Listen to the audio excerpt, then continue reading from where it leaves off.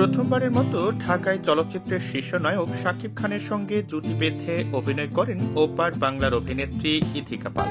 প্রিয়তমা নামের ওই সিনেমা মুক্তির পর ভক্তদের কাছেও প্রিয়তমা হিসেবেই পরিচিতি পান ইথিকা। সম্প্রতি নববধূর সাজে হাজির হয়ে ভক্তদের চমকে দিয়েছেন এই তারকা। সামাজিক যোগাযোগ মাধ্যমে প্রকাশ পেয়েছে ইথিকার কনের সাজে সেই ছবি। এরপরই নেটিজেনরা প্রশ্ন তুলেছেন, তাহলে কি বিয়ে করেছেন ইথিকা পাল?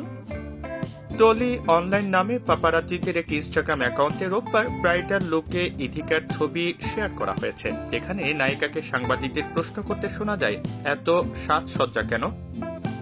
জবাবে ইথিকা বলেন, আমার বিয়ে। এরপর বরের নাম জানতে চাওয়া হলে নায়িকা বলেন শিব।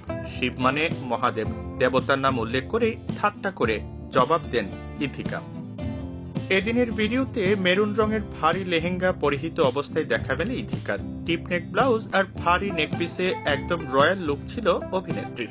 শরীর জুড়ে রাজকীয় গয়না, সিথিতে ঝুলছে মাঙ্গটিকা, হাতে বালা, আংটিতে সুসজ্জিত ইথিকা। তবে সবচেয়ে সুন্দর ছিল তার মায়া চড়ানো হাসি। ইথিকার এই নতুন লুক বেশ পছন্দ হয়েছে অনুরাগীদের। অনেকে মজা করে বলছেন যে এখনই বিয়ে করবেন না, আপনাকে বেশ পছন্দ। অনেকে আবার শাকিব খানের সঙ্গে নতুন সিনেমায় দেখতে চেয়েছেন এই নায়িকাকে। এখানে বলে রাখা ভালো যে ছোট পর্দা থেকে ক্যারিয়ার শুরু ইথিকার। আগামীতে দেবের নায়িকা হিসেবে খাদান সিনেমায় অভিনয় করবেন তিনি। পাশাপাশি হাসিবুর রেজা কল্লোলের কবি সিনেমাতেও শরীফুল রাজের সঙ্গে কাজ করেছেন ইথিকা পাল।